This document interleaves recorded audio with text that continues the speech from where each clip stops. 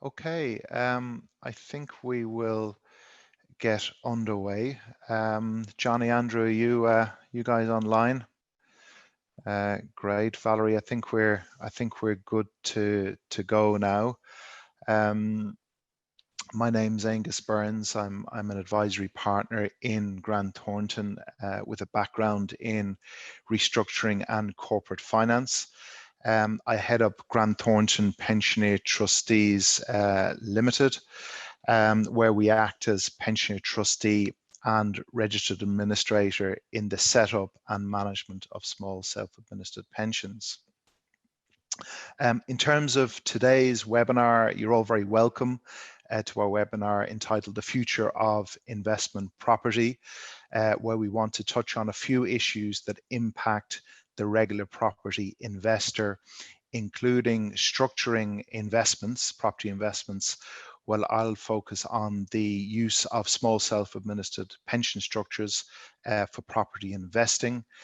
We have our chief economist in Grant Thornton, Andrew Webb, and Andrew will look at the economic impact of COVID-19 on the investment property market. And finally, we have Johnny Horgan, MD of BidX1 Europe, who will discuss the investment market in Ireland, the UK, and innovations within that market. In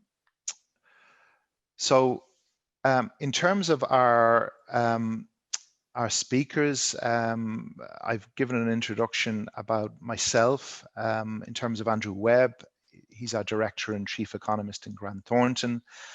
He's an enterprising and commercially focused chief economist who joined GT in 2019.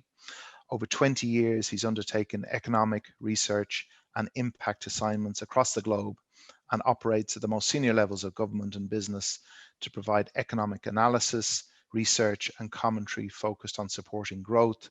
He leads Grant Thornton's research on Irish housing and cost rental for the European Investment Bank. Johnny is Managing Director of BidX1 Europe. He's originally from Cork, living in Dublin for more than 20 years. He's responsible for BidX1 operations in Spain, UK, Ireland, and Cyprus, as well as overseeing expansion of BidX1 into new European markets. Before joining BidX1, Johnny led CBRE's capital markets team as Executive Director, and prior to that was a member of the executive management team at Irish Life Investment Managers, with responsibility for the property and alternative investment teams. So in terms of our agenda today, I will start for about 15 minutes talking at a high level through use of pension structures for investment property, followed by Andrew and then Johnny.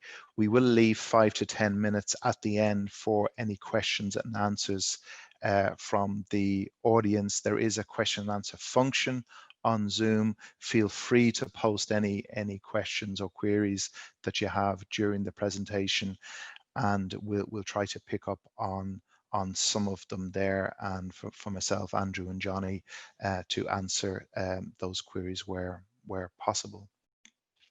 So let's move on, and really I suppose for the ordinary property investor, and let's not forget that the landlord market in Ireland is substantially, and the vast majority of landlords are regular folk who invest and have properties at lower ends of the market. Johnny might touch on the PRS market, which is huge apartment blocks, mainly in Dublin and Cork, but really they're very small part of the market. Substantially, it's ordinary middle-class investors who are getting involved in purchasing investment property. And essentially, there are three ways to go about this. Investing personally is the traditional route where one would invest in their own name. I suppose the challenge here now is that most people need to generate remuneration from a salaried employment to create the initial deposit to invest. But of course, income tax rates are very high on remuneration now. We're in excess of 50, 52 and 55% in some cases on income earned. Makes it very difficult to come up with the initial equity. And then once the property is bought, then of course the rental income is charged at our now higher 50% rate of tax in many cases. That's where our marginal rate is at. And our CGT now was 20%, up to 33%. So likewise, we've seen very significant tax increases on rental income and on gains. The lack of capital allowances now in the landscape, they've been substantially pared back from where they were, which very much plays on income tax, makes it very difficult now to purchase investment property personally. Throw in some debt into the equation, very difficult now to service debt where interest rates are higher, if debt can be come by, and taxation rates are substantially higher. So much reduced headroom to service debt. So I think there's broad consensus, particularly coming up to October time, that with our case 5 income tax liabilities on rents, that purchasing property personally is much more difficult than it used to be. The corporate structure is quite is more popular now, in that if there is a group structure there with a trading company linked to a property company, then essentially cash can be moved around a group without that initial hit to income tax from taking funds out of a company by way of remuneration, dividend, or otherwise. Corporation tax is a lower tax charge to income tax, and as long as the corporate structure retains the property investments, then there's advantages with lower tax rates. Of course, once distributions come out of the company, we're being hit again by income tax on that. So that brings me to the pension structure. Pensions are linked to salaries and employment. Okay, so what we generally see is the employer making contributions into a pension trust, and there's full tax relief on employer corporate contributions into a pension trust. So you're talking 52% tax relief, no benefit in kind on the individual receiving monies into the pension trust. So that's PAY, PRSI, and USC savings. So you're already starting with twice the amount of cash on your investment journey because revenue have not taken the other half. And once the property is purchased in the pension trust, then there's no tax on the initial equity coming in. We discussed that, and there's no further tax on the rental income or the capital gains in the pension trust. So that over time, as properties are bought and sold and rental income continues to come into the pension trust, we can see that there's not this constant tax charge on income and gains, and really the ability to build up wealth through property investments in a pension trust is much enhanced. There are some rules and restrictions around the pension trust, which I'll go into.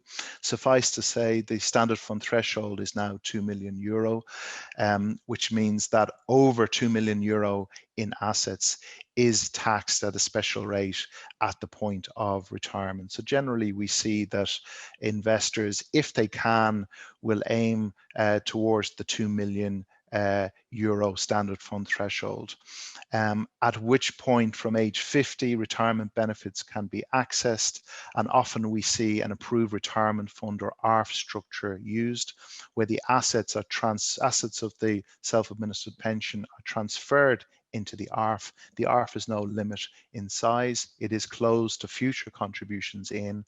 Distributions can be made out of the ARF, but the beauty of the ARF is it's also a tax-exempt vehicle, and investment assets continue to grow tax-free into retirement. At the point of retirement, there are some very significant tax reliefs in the form of the tax-free lump sum, where 25% of the value of the fund can be accessed using the tax-free lump sum at a much reduced level of taxation. So that is a distribution out of the pension. And then, as I mentioned, distributions can be made from the ARF. They are taxed, but as long as the investment funds remain in the ARF, the approved retirement fund, then they continue to remain tax-free. So in terms of access to property investments for pension investors, I would always say there are two types of pensions. There's a standard pension offering, which is very much broker-led life and pensions, very restricted and regulated in terms of the investment assets, for good reason, because self-administered investing through pensions is not for everybody, and the vast majority of people will favor an ordinary standard pension offering.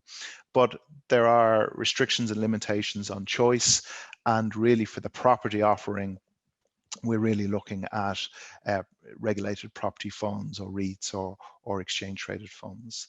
And the self-administered pension offering is a broad architecture that allows direct property investment in residential and commercial property. Also allows for syndicates, the coming together of numbers of investors to purchase larger properties.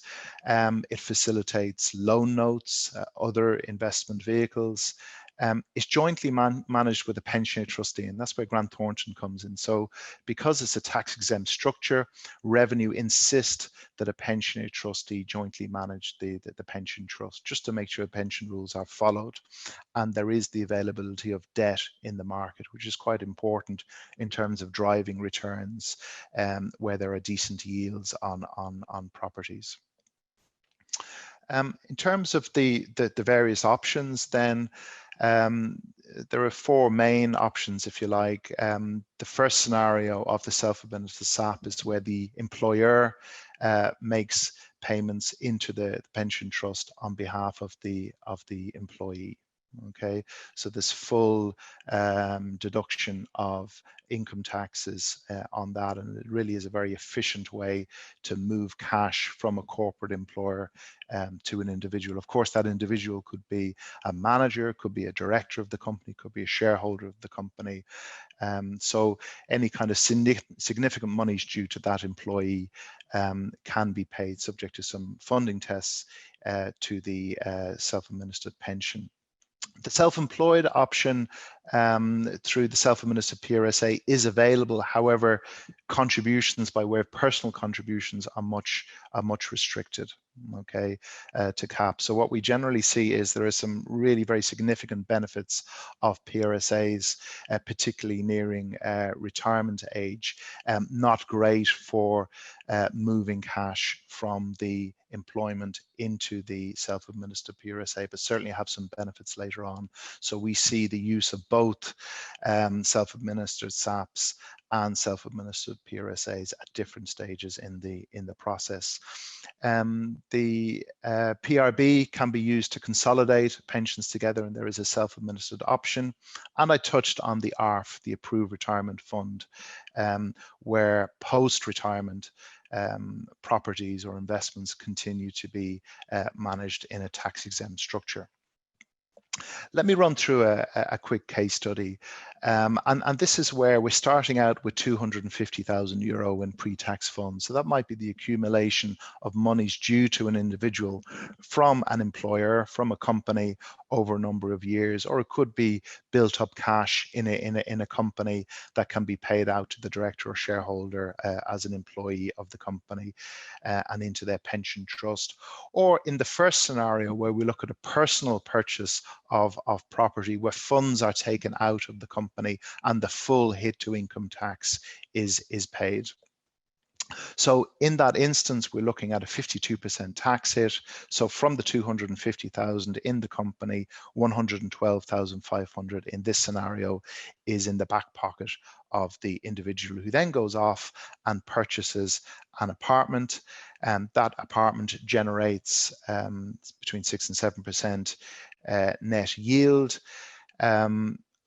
But however, that income from rents is taxed also at the higher rate. So you end up with a return in this example of €3,000 from initial funds of €250,000. So if you look at it that way, not really a great return. Do the same investment through the SAP, no initial deduction from the employer of payroll taxes, into the pension trust at the full amount. So now we have over twice the amount of monies. We now purchase two properties. We have twice as much rental income. There is a trustee fee, and we do insist that a property agent be engaged, and that really is down to the Residential Tenancy Board rules that really make it more arduous and really encourage a professional landlord in the market. I think it's a good thing. But notwithstanding those costs, we end up in a situation with almost 4 times as much return. And that's really down to savings on the 2 hits to income tax. And of course, you're going to have much enhanced gains here also due to twice as much property being purchased. So in terms of in terms of the revenue restrictions, there is an arm's length rule here where connected parties cannot buy from each other. So existing personally owned assets cannot be transferred into a pension trust. No trading is permitted. This is investing only. So we're not running our trade, our business through the pension. These are investment properties only. So we're not looking to build out a housing estate and flip houses. We're looking to receive rents from property. There are some restrictions on investments in private companies limited to 5 and 10% of the scheme and the company. And we like to see, and Revenue insist on seeing, liquidity so that future pension benefits can be paid out of the pension. Let's bring some gearing, some borrowings into the equation. And on our personal side, we had 250,000, but ended up with 112,000 euro, and we went off to buy some property. But we want to leverage up in this case somewhat with 55% loan to value debt. So that brings us back up to 250,000 euro. We go off and buy 2 properties. We do unfortunately have our income tax bill that reduces our rental income down. And then of course we have to repay the bank.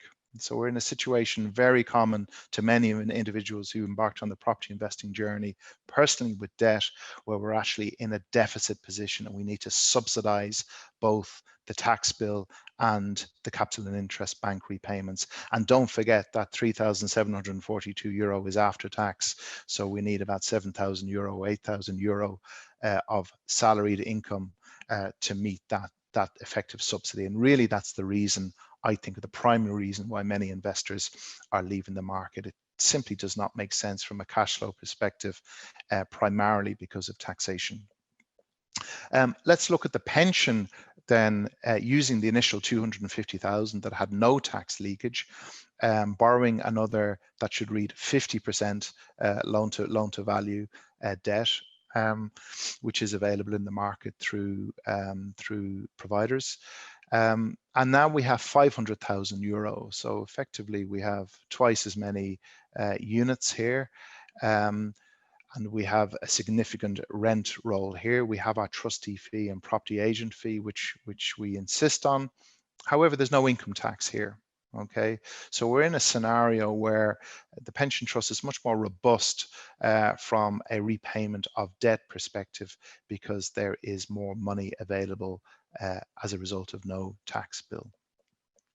There are some rules, but generally they are kind of focused on the bank side. No personal guarantees are allowed, no assignment of rental income, no cross collateralization, and 15-year terms. So the rules are very much stacked against the lenders, which does make it harder for lenders to lend from that perspective. However, don't forget, they have a very significant headroom now that you've removed income tax. So really much more able to service debt, yet some restrictions around personal guarantees and cross collateralization. In terms of property opportunities, and Johnny will talk to a few of these. We see multi-tenanted properties, residential commercial properties, social housing, very popular. There's a wall of cash coming from government now into the social housing sector. We see joint investors, syndicated investments, low note investments to developers. In terms of the takeaway today, I'd ask everybody to maybe, if they are investing on the property investment journey, or are embarking on that, to look at the pension structure for buying investment property, if that's the route that they want to go. Self-administered is much more flexible than insured pensions, not for everybody, but for the more hands-on property investor, it can make a lot of sense. Look, there's a rental income there, which in retirement can pay a steady income. So perhaps not a bad dividend or rent producing asset in retirement. So again, if you're embarking on the property investment journey, perhaps explore the pension options first. Thanks very much for that. Andrew, if you want to take over control of the screen there, and I will let you introduce your piece. Excellent. Thank you very much. It falls to me today just to give an overview of where we are in the economy, and I suppose just to talk about how uncertain the economic performance is and is likely to be over time. But within that context, just to hopefully bring a message that whilst it is exceptionally challenging, there's a number of issues that we had pre-COVID that remain with us, and there are still opportunities within the economy for investment and for growth. But there's no sugarcoating, no hiding from the fact that we are in the grips of a deep and damaging decline. I don't envy any economic forecasters at the moment trying to project where we're heading, but those that are prepared to put their head above the parapet have suggested that the economy is likely to contract across the EU by about 8.5% this year and bounce back somewhat next year. As I say, it's a deeply uncertain time, but these are best estimates of economic growth across the Eurozone, and that varies dramatically across different economies, but also within our own economy, the impacts are varying very much differently across key sectors and occupations. And I suppose it's quite closely aligned to those that require engagement with the public and close contact. So those sectors that we see will be quite almost buffered from the worst of the recession that's coming, would be office type work and legal and professional types, and those at the other end of the spectrum, then sales workers and retail, accommodation, food, the culture sector, in the very high risk sectors for that bigger impact and bigger hit from an economic downturn. But we are seeing some signs of economic growth and some economic bounce back, glimmers of green shoots, I think at the minute would be the best way we could describe those. And in the mix then, there are, while those sectors are experiencing particular difficulties and others are coming back, there's uncertainty, and that uncertainty really then does start to fade right across the entire economy. If we start with households, if people are less confident about engaging with the economy or going out for a meal, or just feel more uncertain about their own employment situation, or indeed, unfortunately, for those that have lost their job, that reduces tax take in the government, reduced spending into the economy, which then starts to feed into, when it comes to layoffs, fewer savings about in the financial sector, and businesses then start to see that feed through into their own turnover and bottom lines in terms of their sales and their performance. And within that business sector, we're also seeing then the disruptions to supply chains. That's feeding through at the minute in terms of the speed at which businesses are able to react to new orders and get stuff into customers' hands. So we've seen some supply chain disruption there. So again, it's a vicious circle situation at the minute with regards to the various impacts that are playing out across the whole economy.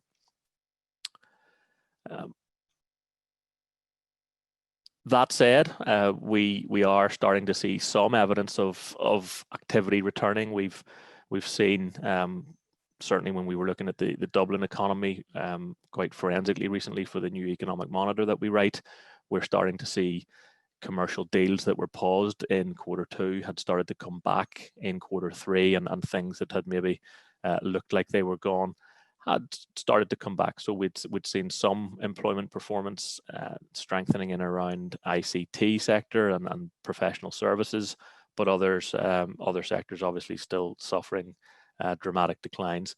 That's all feeding through in terms of purchasing manager indices and confidence. Ultimately, this recovery will be driven very much by how businesses feel and how consumers feel in terms of re-engaging. Now, that bounce back is questionable as to how sustained that is. We did see some bounce back in activity, as I said, but also we are seeing companies remaining very cautious when making decisions on employment.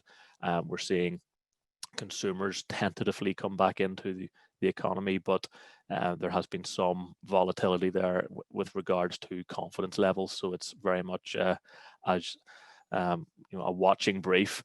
And given the context that consumers and businesses are showing volatility in their own confidence, the recovery path still very much unknown. When we went into lockdown, the hope was that we would have a quick lockdown and a very quick bounce back, a V-shaped recovery. That over time has become less likely. The ultimate concern was that we would have an L shape, which is a dramatic decline and permanent damage. If you ask me today, and I know I already said I don't envy forecasters, if you force me to pick a path that we're most likely to be on, I would say it's most likely at the minute to be that sort of W shape where we've had some level of comeback. We are seeing then different lockdowns emerging across different counties, and that's going to probably be how we pick our way through the winter. So we see then restrictions reimposing across various elements of the economy. So we're looking at probably that W-shaped recovery.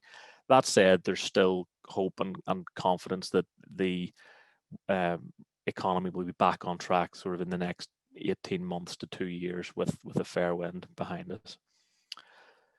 I suppose the lessons that were maybe learned from previous downturns and crashes are that those actors in the economy that can make a significant positive impact have acted more quickly, and so we're seeing large stimulus packages coming forth from government, and there's a real recognition that they are a key actor that can make a difference. So we've seen quite rapid movement on job protection type initiatives, and we're now seeing hopefully rapid movement to implement the large stimulus package that the EU have hopefully got in place.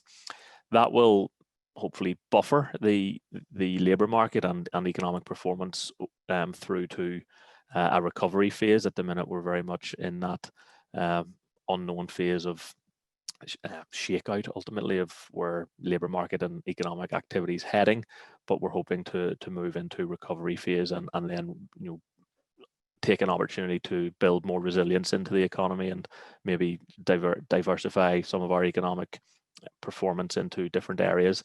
But in terms of a positive from this, it's that the speed and the scale at which key actors who can make a difference have stepped up. I mean, 750 billion in grants and loans across the EU is a sizable injection of economic stimulus.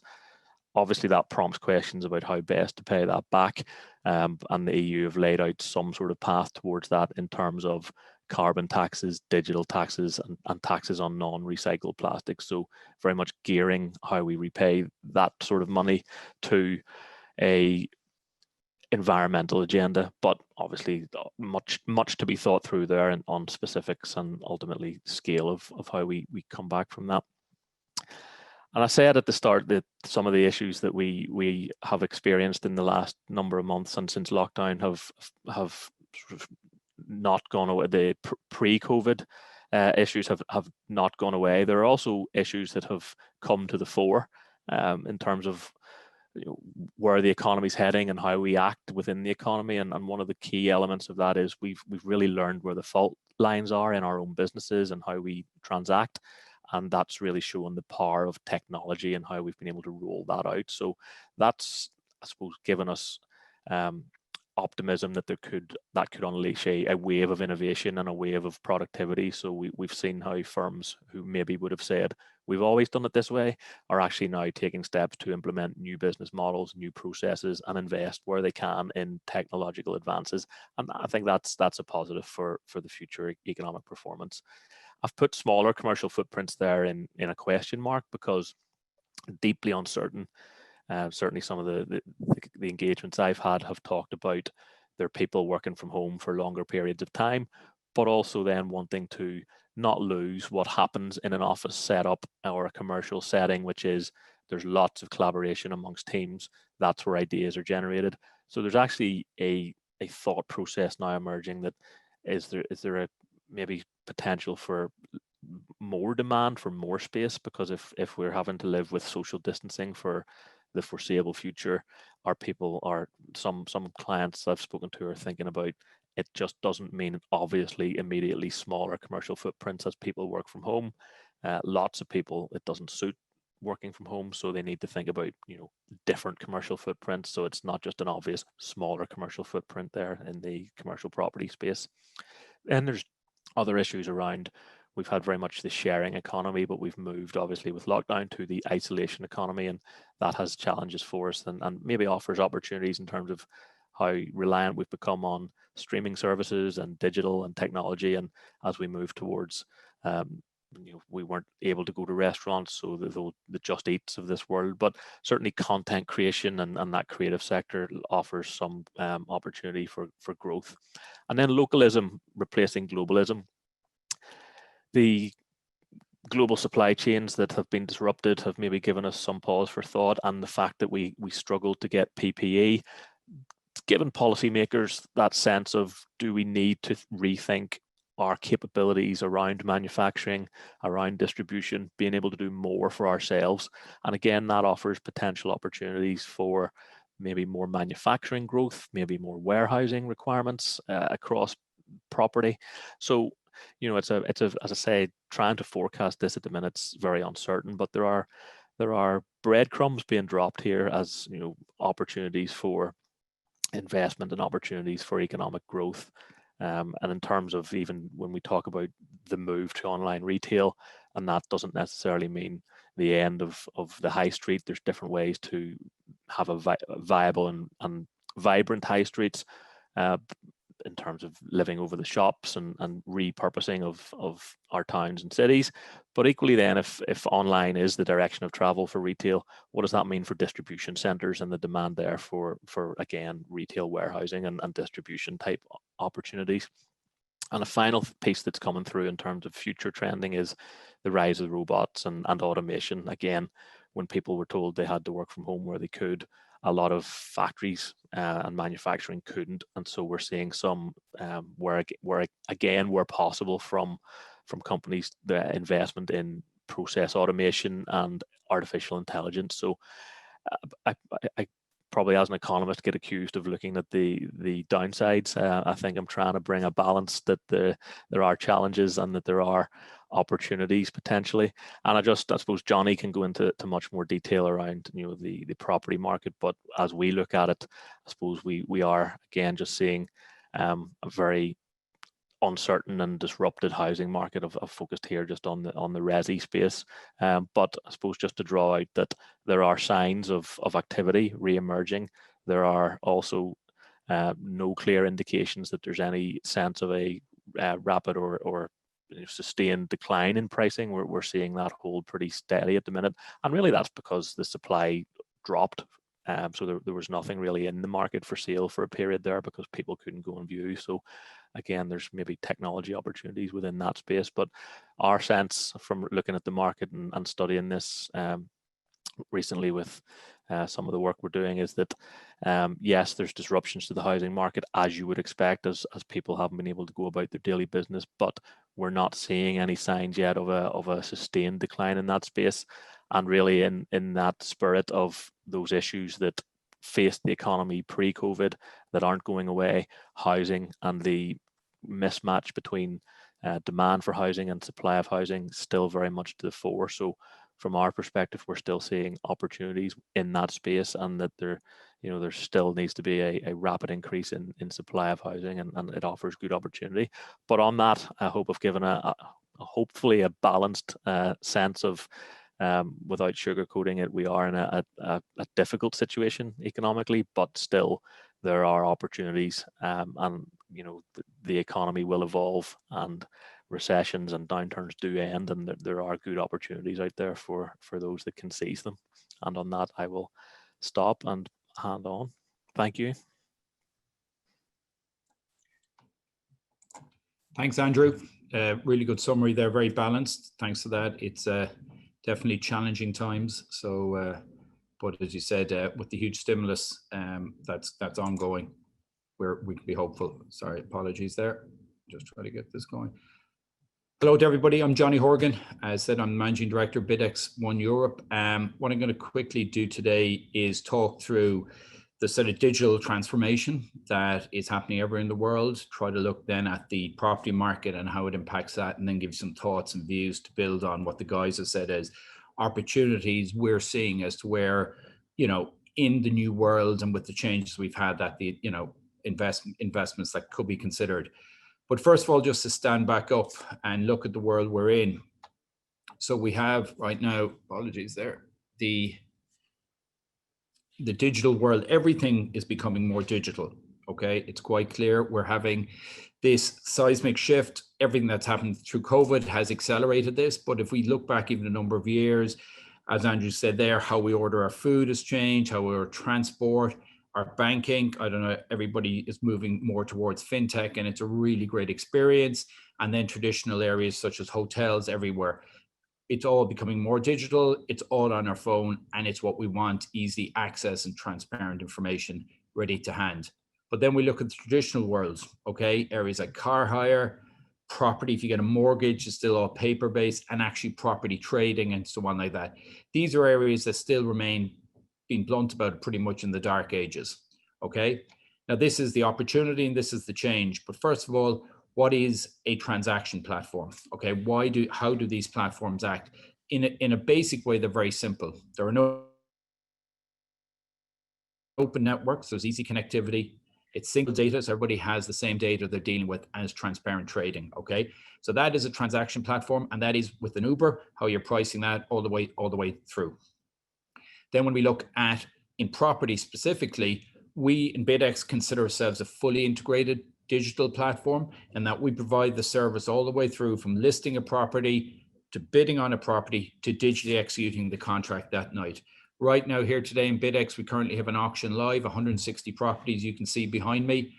They are all of those contracts, all of those that will be sold will execute today, and all the bidding you can see on that is fully live on the web now for people to see it. This compares to people who are a partial part of the online platform, be that a listing site, which really is just an advertising mechanism, to disruptive service providers such as Movingo or Purple Bricks, who are looking to disrupt the property agency, but they're doing a part of it all. A platform is something that can bring it, be part of all of the transaction the whole way through. Now, why is this relevant? What does a platform bring is a question always, and I suppose, as we said, post-COVID, people are looking at that in a different view. But essentially, if you're looking at it efficiency-wise, transaction times that done in a digital format are 25 to 50% faster. On our platform, when a property sold, it closes within 4 weeks. That's at least half the time than a traditional private treaty transaction. Data, as everybody says, is the new route everybody wants to go. Often in transactions, particularly in property, the data isn't available. What is the other comparables in the market? What are rents, so on like that? You can find it, but you got to go search it. With the digital platform, it's all fully available there. An example is, platform is Skyscanner. If you're looking to book an airline flight, which we used to, can't, seems a far away dream right now, you can price up options very quickly and very easily. The final piece is transparency, which is the key thing. In a digital platform, the buyers and the sellers are all there bidding and selling in a very clear-cut way, and that gives people a higher level of confidence. Trust is a key word that you hear in business world nowadays, and What you can do with a digital platform is have people bid and sell clearly, transparent way. There's nothing in the dark. There's nobody on a phone making a different price. So as I said, of our properties we've got live now in BidX today, you can go on to our website and see the bidding live for each and every one of them live. This gives people huge confidence to both buy and sell through the platforms. The net result of this is more buyers coming onto a platform, a better price for the clients. Stepping back then, just to look at, give you a quick piece about BidX. So BidX was set up 10 years ago. It's an Irish-based company. We are now live in 5 markets, as said earlier: Ireland, UK, Spain, Cyprus, and South Africa. We've sold over 10,000 properties on our platform. We're the biggest in Europe, which I'm very proud of and growing fast, and so coming on close to 2 billion of property. Okay, so very much we would feel we're at the front end of prop tech, okay, which is a growing movement everywhere. And as I said, this transition from traditional ways of doing business to new ways is something we're very much at the forefront of. One of the things we have, as I said, as a digital platform, is key real-time information to hand, okay? So people ask, and you know, Andrew made some very good points earlier, where are we post-lockdown in the COVID world? Okay, so in BidX here, we've had 2 auctions in June and July. We sold 360 properties, about 80 million worth of both commercial and residential. But most specifically, the standout point is how many people we had registered to buy. We'd over 1,500 people come onto our platform, register to bid, put a deposit down and bid on our platform, okay? That means there's over 1,000 people were looking to buy real estate in Ireland in June and July and were unsatisfied. Okay, so there's a huge amount of untapped liquidity in the market. I'll come on in a second why property is interesting, but when you look at it, we've had bidders from 13 countries active on our site in June and July. So property as an asset class remains very interesting, and this is the point to prove it. These are all properties that were marketed post-lockdown, bids placed, and have closed since then. So this is real lifetime information, which we feel is very interesting and shows the demand that exists there in the market, which I think gives people a lot of confidence. But then we ask, you know, if we stand back, what do you consider when investing in property right now? And one of the big thematics is, how does property compare to other asset classes? And being frank, in the current world, very well. You're looking at stock markets at an all-time high, huge financial stimulus in the market, and property as an inflation hedge has never been more interesting.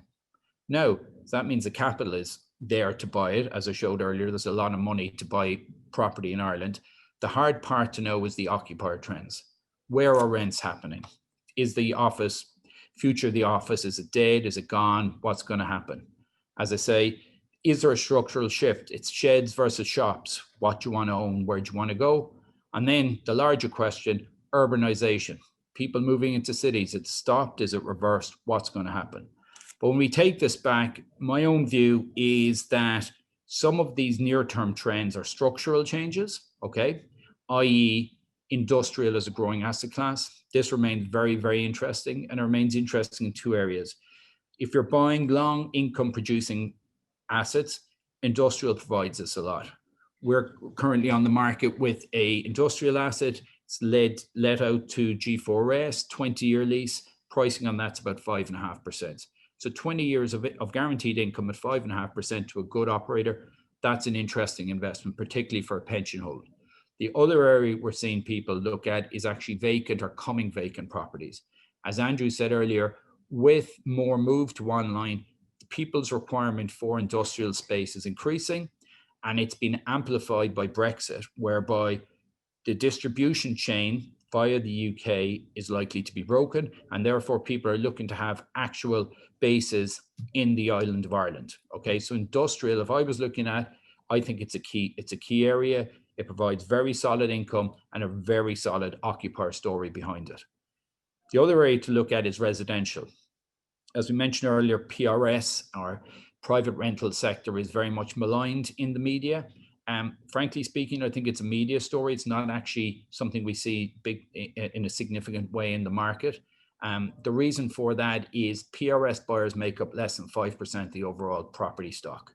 Okay, In most other markets, it's close to 20%. They're professional renters. I just think it's a media story. I don't think it's impactful. What I do think is interesting from an investment perspective is leased residential assets.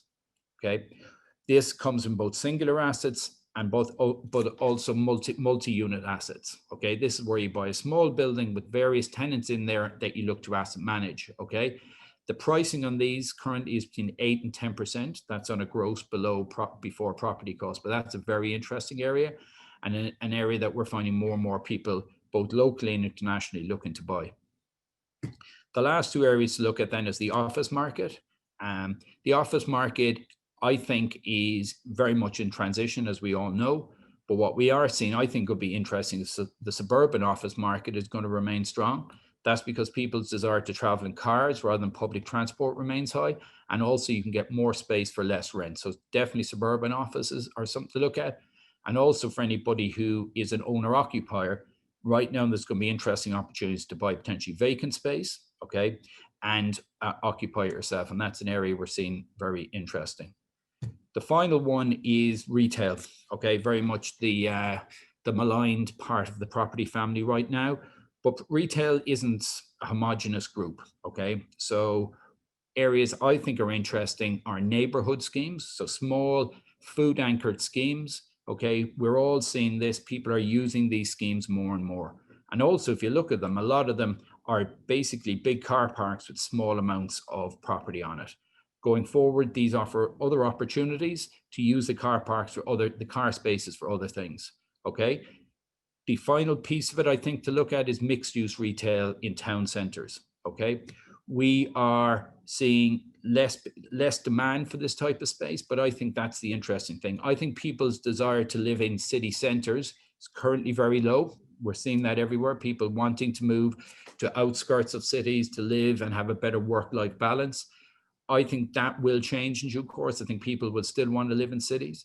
We recently sold a mixed-use asset on James Street. It was an off-license with 3 residential units overhead. The in-place yield was 6%, and that was with 3 vacant. So you can have an asset with a 10% income. And if you look at the use of the retailer there, it's an off-license. Okay, that is still very much a physical trade. The retailer will exist, and you've got options overhead. So the point I would say to people is don't malign retail completely. Look at what the occupier is doing, okay? Takeaway units, very popular, trading very well. That's an interesting asset class. Off license. Look at people's behaviors and what they're doing when making your investment decisions on that. To move on and then look at what we think is going to happen back into the prop tech space. To me, the future is really exciting, okay? Like property hasn't embraced much of the other technologies that are out there. One of the key ones is blockchain, okay? Heard about a lot. Yes, properties have transferred on the blockchain, okay? It provides a very single source of knowledge and reference for a trade, so property fits into it. But right now, the costs of it are a blocker unless for larger commercial deals, but I think that's going to happen more and more. The other area is use of AI in due diligence, okay? Right now, if you're buying a property, you have to go through all of the detailed documents, you know, and very much appoint professionals to do that. Why, you know, AI can cut through a lot of that very quickly, okay? The other area we're seeing is the integration of fintech and prop tech. Right here now in BidX, we are working with the company Modular. They provide all the banking back integration for Revolut. And what we're trying to do is make it easier for you to buy and sell property and transfer the money. This, again, is something that's going to move forward. The last two pieces are tokenization. Again, it's similar to the syndicate Angus mentioned earlier. In the future, you're going to be able to buy pieces of an office building and buy and sell it very quickly. We have it in the States where you already have property exchanges are being set up. And this essentially is where somebody buys an office building, they put the information on the blockchain, and then you buy units of it in and out. Okay, so rather than having to buy directly into a fund and have the cost of that, you can actually pick which property you want to buy and sell in a very effective way. It's happened in Paris, it's happened in New York, and it'll be happening here in Ireland as well in due course. The final piece is the data. Okay, one of the hard parts, as I mentioned earlier, when you're buying or selling a property, getting the data to allow yourself to make that investment decision. I think the future That data is all very much going to be readily available. It's available in a lot of other areas, and that will allow you make an investment decision very quickly and with a lot more comfort. Okay. The key transfer of all these is into more platforms. We're going to see properties trading on platforms such as we have more and more. We're going to see people renting their house on a platform and renting it directly to people, like rental exchanges, I think, taking agents out of it as well. And then I think for larger properties, you're going to have property exchanges whereby you can sell in and out pieces of real estate in a seamless way. The key part of this is having one single source of data, hence the point about blockchain and smart contracts to take any of the friction out of it. People always ask me, where can property trading platforms go? And it's a very simple answer. Already last year, we had a property traded in Beijing, Pangu Plaza. It was sold in an online auction for over $700 million. Okay, so really the limit as to where technology can go in property is limitless. Thank you for your time.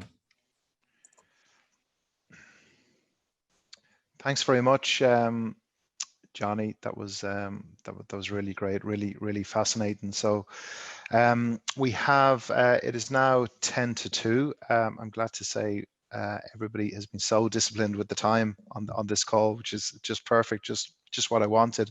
So we have a bit of time for questions and answers, so that we can be nicely wrapped up before 2 o'clock.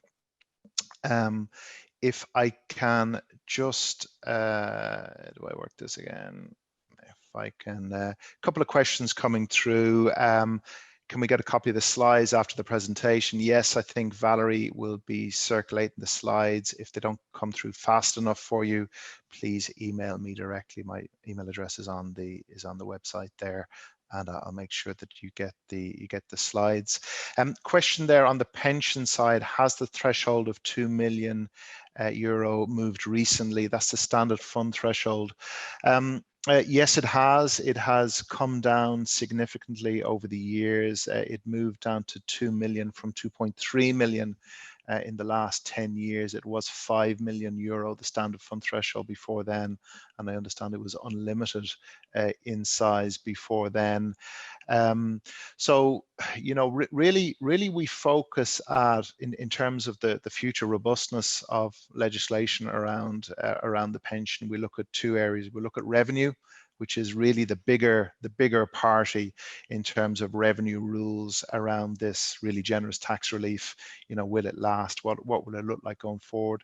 And then on the regulatory side, which is the Pensions Authority EU legislation, which is around regulation of pensions. But just on the tax side, what we've seen over the last number of years is that capital allowances have been withdrawn significantly from the market on property investment. But in terms of the pension, it has substantially stayed quite similar, with a bit of trimming around the edges by revenue. So you might ask, well, why has the standard fund threshold moved from 5 million down to 2 million over the years? Well, the question I would have back to you is that if you want to generate a retirement income in the future, how much of a nest egg or how much of a fund will you need to have in your pension?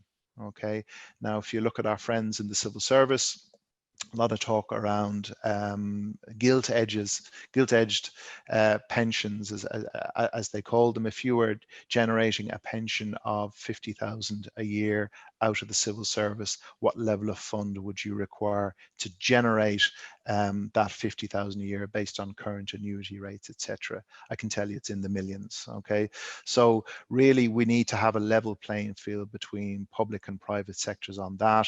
The way to allow that is to have the private sector the ability to build up a significant fund to support a similar level of pension thresholds. There was talk of standard fund threshold moving maybe down to 1.6 million. That was a number of years ago. That hasn't happened yet, but it's certainly a space to watch.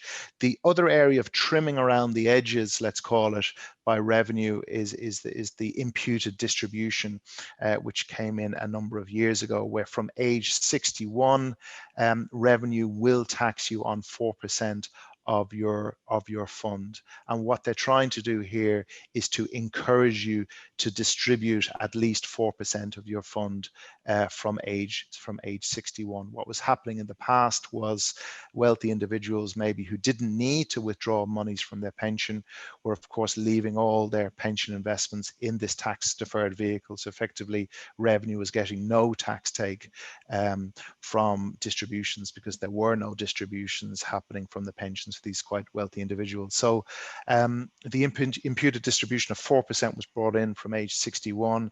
That increases to 5% from age 71, and for assets over 2 million, it's 6%. So it's revenue's way of encouraging you to distribute cash so that they can get an income tax benefit on the revenue side.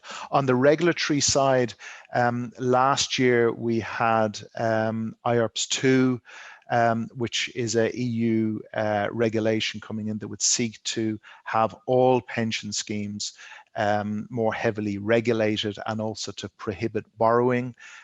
If that came in, that would have had a very significant effect on self-administered property pensions, particularly around not being able to borrow.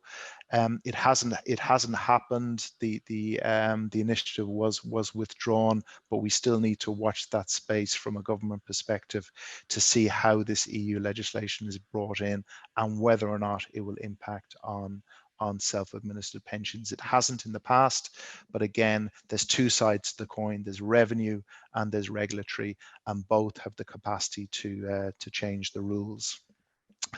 Just that brings me on to another question through the chat function, just around inheritance taxes and the treatment of pensions.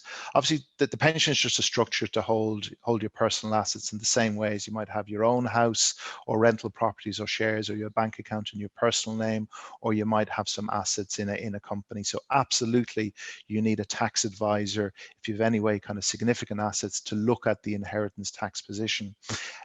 On a pension side, I suppose the worst case scenario is that you have to get monies out of your pension on death with an income tax hit, and then again passing on to other individuals. There may be a CAT or inheritance tax hit, so effectively a double tax hit.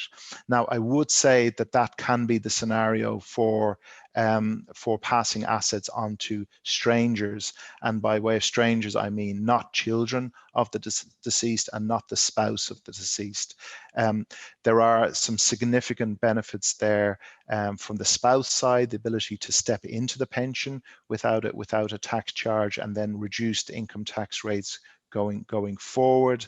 And for children, also enhanced income tax rates, and in many cases no inheritance tax on the pension assets, which can be either liquidated into cash and passed on to next of kin, or distributed, transferred in specie. But it's a big area. Again, if the assets are in any way significant, then it's good to get tax advice on that.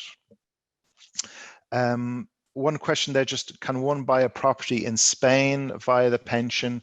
There's nothing in legislation to say you can't. However, I know that Revenue are not keen on this, and they really only permit UK and Ireland property investments. And the reason for that is an issue of control. I think possibly they feel that the trustee wouldn't have the same degree of control in the UK as in Spain.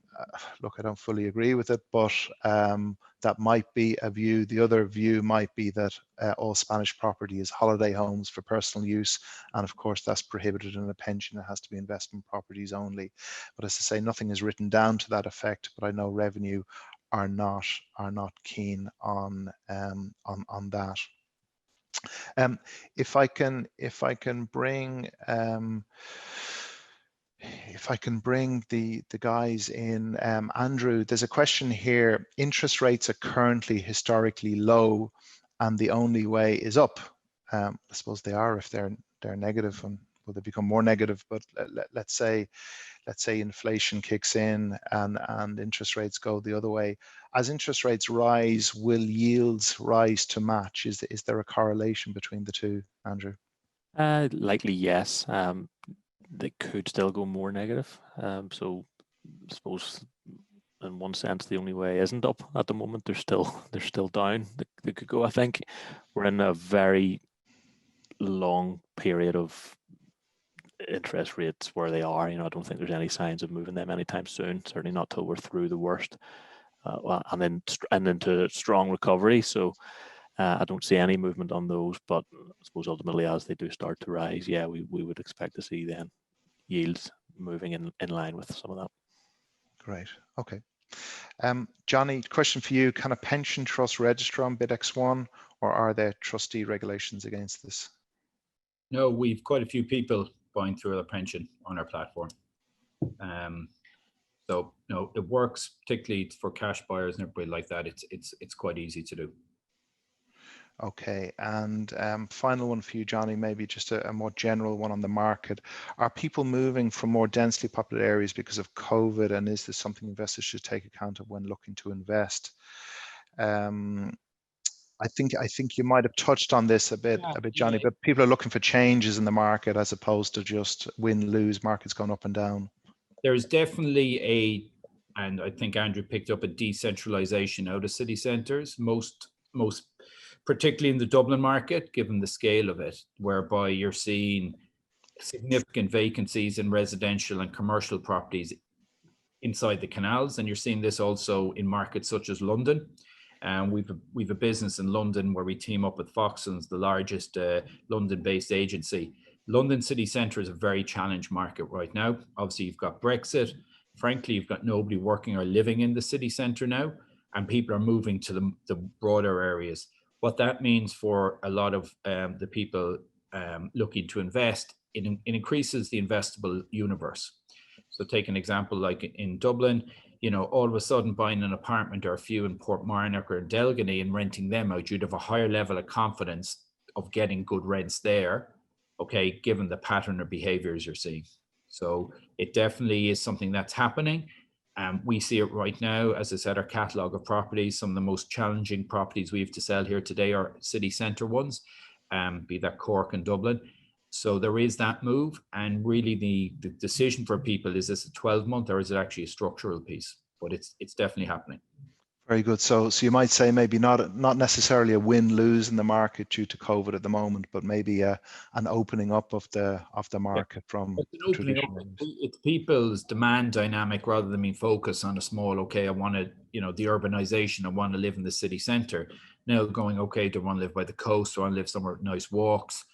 We're active in Spain, and our biggest, they had a very hard lockdown, and we're seeing there is everybody wants to buy apartments now with the bigger balconies.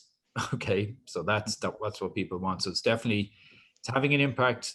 People have their memories are short, and they're very impacted by what's happening. And equally for the property investor, then in terms of what tenants want, it's mirrored by what owner occupiers want. By that, like all of a sudden you look, as I said, how big is the balcony on the apartment you're looking at? How big is the aspect? Is there nice gardens nearby?